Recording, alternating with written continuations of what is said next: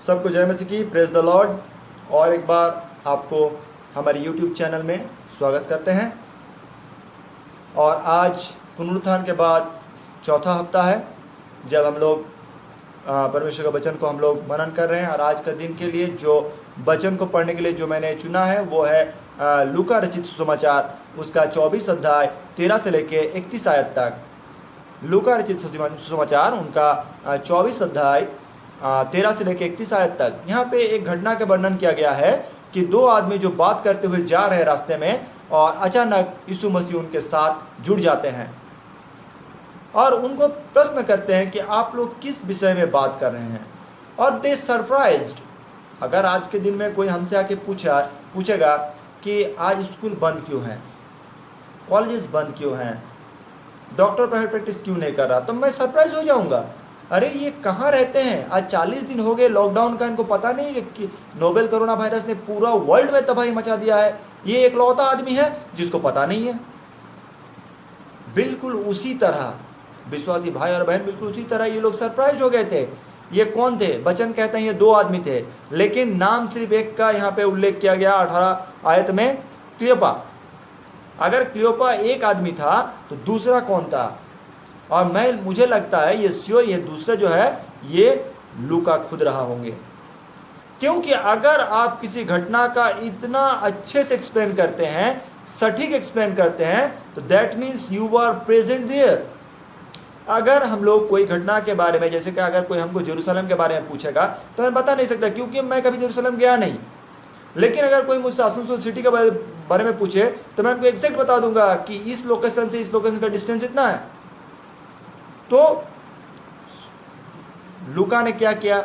लूका ने इसको अपना सुसमाचार में बड़ी अच्छे से एकदम एक्सप्लेन किया है, पूरे घटना को उन्होंने वर्णन किया है। इससे प्रतीत होता है कि दूसरा जो आदमी उनके साथ थे क्लियोपा साथ, वो लूका खुद थे।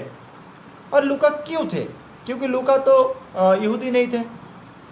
और ये जो घटना हुआ था जेरूशलेम में इसलिए हुआ था जब हम लोग देख रहे हैं कि अख़मीरी रोटी का पर्व मनाया जा रहा था। तो ये अख़मीरी रोटी का पर्व मनाने के लिए इज़राइल के लोग जगह जगह से आते थे और इकट्ठे होते थे। लेकिन लूका इज़राइल नहीं थे, तो वो क्यों आए? दूसरा बात यह है कि जब वो एक फॉलोअर थे जीसस क्राइस्ट के, यीशु मसीह के, और जहाँ गुरु जाते हैं, शिष्य जो ओरिजिनल जो लवेबल शिष्य होते हैं, वो छात्रा भी क्या करते हैं, अपने गुरु का अनुसरण करता है। और गुरु के पीछे वो भी यरूशलेम आया था ये देखने कि यीशु मसीह अख़मीरी रोटी का पर्व कैसे मनाते हैं।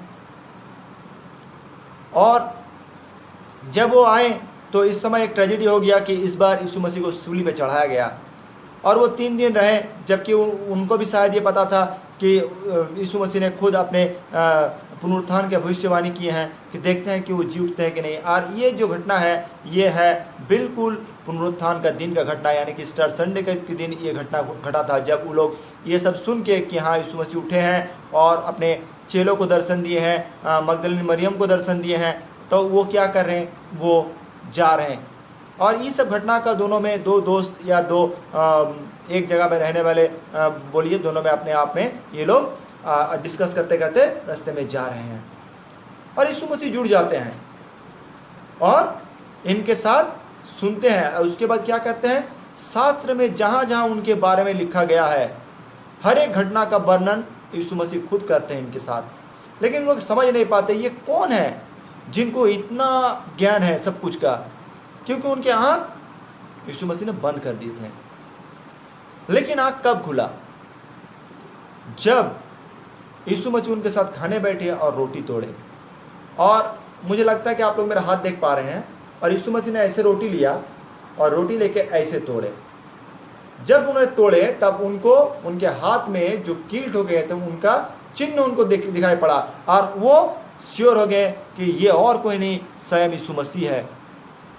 और वो लोग अपने जीवन का यू टर्न कर लिया। वो यरूशलेम को छोड़ के इम्माउस के रास्ते में जा रहे थे, और वो लोग क्या किए, दौड़ के फिर यरूशलेम आए और चेलों से बोला कि कौन क्या बोला इससे हमको कोई मतलब नहीं, हम लोग खुद देखे हैं यीशु मसीह जी उठे हैं, वो मुर्दों में से जी उठे हैं। और उनके ज़िंदगी जो है यू टर्न हो गया। उनके बाद से वो क्या किए, वो परमेश्वर का गवाही को देने के लिए अपने जीवन को व्यतीत करने लगे। आज प्रिय विश्वासी, अगर आपको लगता है कि यीशु मसीह जिंदा है, आप जब कलीसिया में जाते हैं, आप जब देखते हैं कि हाँ मेरा यहाँ पे हम आए हैं, यहाँ पे जहाँ 2 या 3 आदमी प्रभु यीशु के मसीह के नाम से उपस्थित होते हैं, वहाँ पे वो खुद रहते हैं और मेरा मसीह ज़िंदा है, तो आपका बॉडी लैंग्वेज वहाँ पे क्या होना चाहिए? क्या उस समय कलीसिया में जाके आपको मोबाइल में चैट करना चाहिए?